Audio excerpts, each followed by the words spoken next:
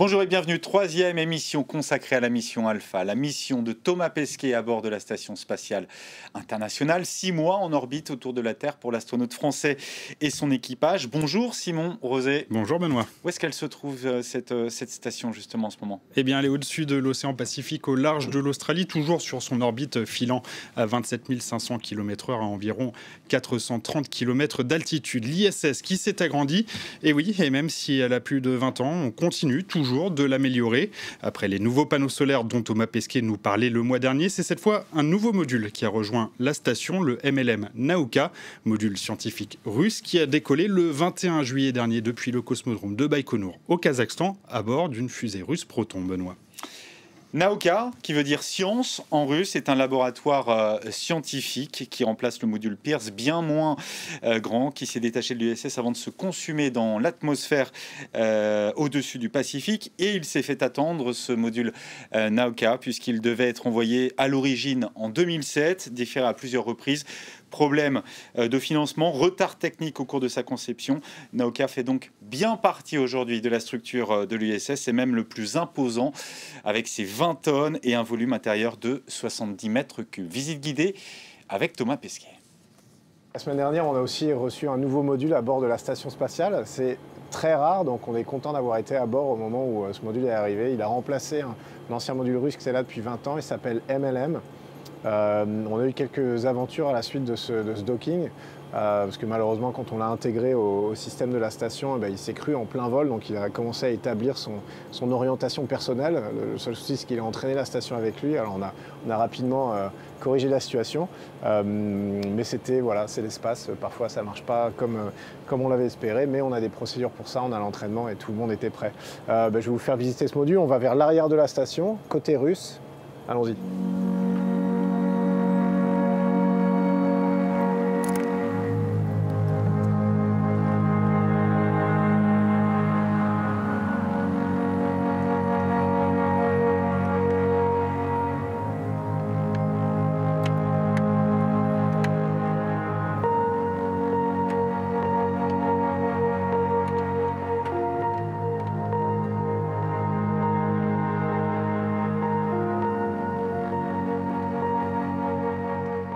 C'est ici que ça se passe, vers le bas, vers la Terre, le module le plus récent de la station spatiale, 2020.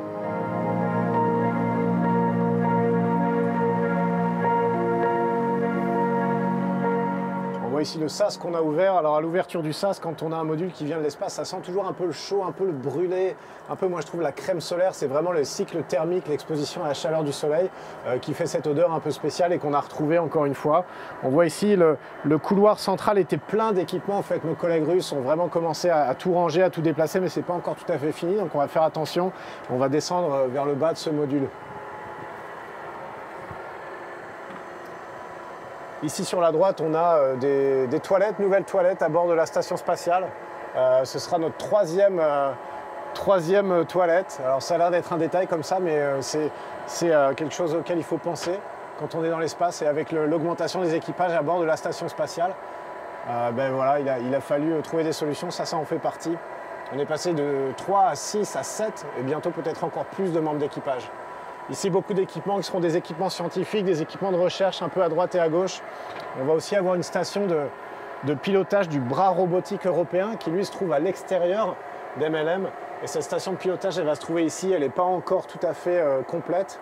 Mais vous voyez ici, ERA, c'est European Robotic Arm. C'est un bras robotique qui est l'équivalent plus simple de ce qui se trouve de l'autre côté, du bras qui se trouve de l'autre côté de la station et qui a été conçu en Europe et qui est arrivé à bord avec ce module. Vous voyez, on est en pleine installation, en plein bricolage. Ici, c'est une station de ce que les Russes appellent kayuta, donc une cabine en fait, pour un membre d'équipage. Une structure rigide avec tout le confort moderne à l'intérieur et un petit hublot pour pouvoir regarder. Pour l'instant, elle est occupée par du stockage. Et puis ici, tout en bas, c'est une deuxième partie du MLM. Et ça, c'est un module qui a une forme assez ronde, en fait, qui va servir à arrimer. On voit d'ailleurs que ça résonne un petit peu, le son change, qui va servir à arrimer d'autres modules. On va avoir notamment un SAS ici qui va nous permettre de sortir des expériences vers l'extérieur d'MLM côté russe. Et on a une nouvelle fenêtre qui pour l'instant est fermée, mais qui peut s'ouvrir, vous voyez, un peu comme un objectif d'appareil photo, qui est assez vaste en fait, assez grande, et qui regarde un petit peu à 45 degrés vers la Terre. Donc ce sera vraiment un super endroit pour observer la Terre. Une fois qu'on l'aura ouverte, mais malheureusement, ce n'est pas encore au programme. Voilà, pour la première fois en exclusivité, la visite du module MLM. Et voilà, ce MLM Nauka désormais bien installé, mais ce ne fut pas si simple. C'est un engin qu'on pourrait presque qualifier de maudit. Benoît, vous le disiez, il a été lancé avec 14 ans de retard. Et ses manœuvres orbitales pour rejoindre la station ont été bien plus compliquées que prévu. Et comme Thomas Pesquet le disait, il y a eu cet incident. Une fois amarrés, ces moteurs de positionnement se sont allumés, ce qui a entraîné toute la station dans son mouvement. L'ISS qui a pivoté de 540 degrés, un tour et demi par rapport à son orientation habituelle. Et tout est rentré dans l'ordre, mais c'est encore une fois la preuve que rien n'est simple là-haut. Autre exemple avec une autre manœuvre compliquée, la capsule Dragon qu'a utilisé Thomas Pesquet pour rejoindre la station a dû être déplacée, Simon. Et un port d'amarrage, c'est ce qui permet à une capsule de s'accrocher à la station. Il en existe plusieurs sur l'ISS, mais ils ne sont pas tous compatibles avec les différents vaisseaux qui s'amarrent à la Station spatiale internationale. Le Starliner de Boeing prendra la place de la capsule Dragon à l'avant de la station. Et c'est pour cette raison que la capsule de SpaceX a dû être déplacée avec les 4 membres de Crew 2 à son bord, loin d'être anodine. Cette manœuvre a mobilisé l'ensemble de l'équipage et le sol pour le suivi des procédures. Regardez. Ici, on se trouve tout à l'avant de la station, donc on vole dans ce sens-là. Et c'est ici que la semaine dernière était garée notre capsule Crew Dragon, derrière ce SAS qui est maintenant fermé. Et ce qui s'est passé, c'est qu'on l'a changé de place, on a fait ce qu'on appelle port relocation, donc on a changé d'endroit, de place de parking tout simplement. Donc pour cette manœuvre, en fait, on s'est tous trouvé dans le Dragon. Il ne s'agit pas de rester à l'intérieur et qu'il n'y en ait que 2 par exemple qui fassent la manœuvre, parce que si jamais ça se passe mal, si jamais on n'arrive pas à se redocker, à se réarrimer à la station, et ben ce serait la rentrée vers la Terre. Donc à ce moment-là, il faut que tout le monde soit à bord du bateau. Et pour ça, on se prépare comme pour un retour, exactement pareil. On a enfilé nos scaphandres, que voici, le scaphandre qui nous a accompagnés à la montée. Celui-ci, il a mon drapeau, il a mon nom, donc c'est le mien, je ne peux pas me tromper. Donc tous les 4 membres d'équipage dans nos scaphandres, à l'intérieur, on a préparé tout comme un retour sur Terre. Et puis on s'est détaché de la station spatiale. On a évidemment équilibré les pressions, fermé tous les sas, et on a reculé jusqu'à un peu plus de 60 mètres.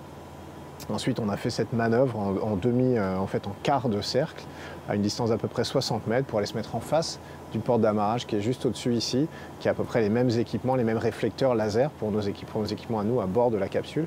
Et puis on a réalisé l'approche finale jusqu'à l'amarrage, jusqu'au docking.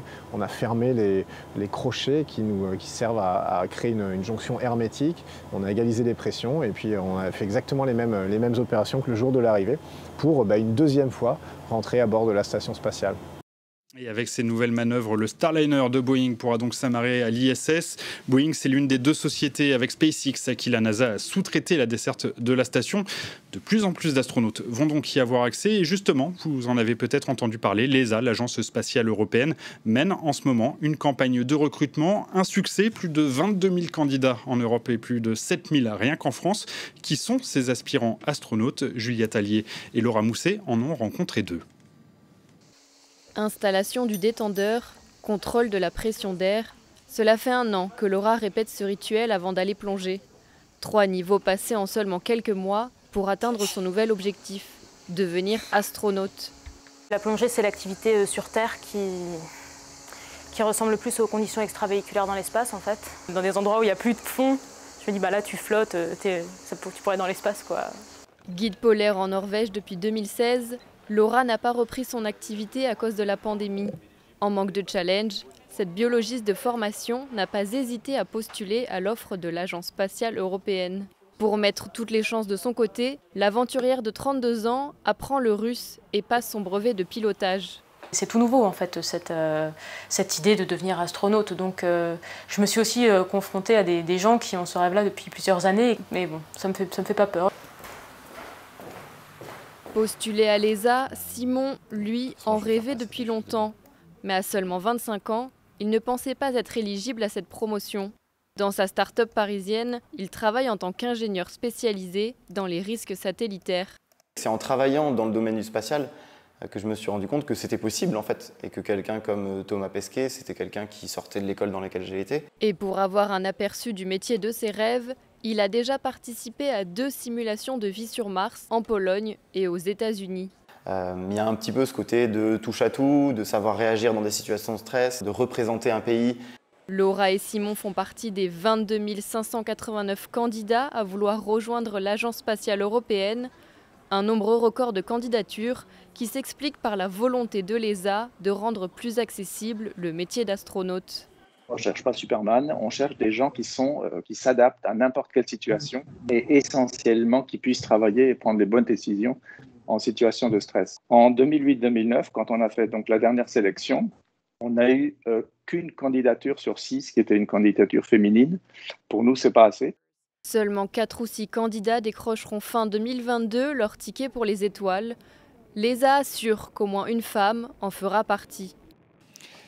Voilà, et on leur souhaite bonne chance à ces 2 candidats. C'est déjà la fin de cette émission, mais on ne va pas se quitter sans jeter un dernier coup d'œil où se trouve la station après 12 minutes d'émission. Simon, et bien vous le voyez, elle est en train d'approcher des côtes mexicaines. Elle a parcouru 5400 km, 420 km d'altitude, 27 579 km/h. C'est sa vitesse à cette station spatiale internationale. Et à bord, justement, le programme va encore être chargé pour les semaines qui viennent, avec notamment une nouvelle sortie dans l'espace pour poursuivre la pose des panneaux solaires. Ce seront cette fois l'américain Mark Van de Haye et le commandant de l'ISS, le japonais Akihiko Oshide, qui s'en chargeront.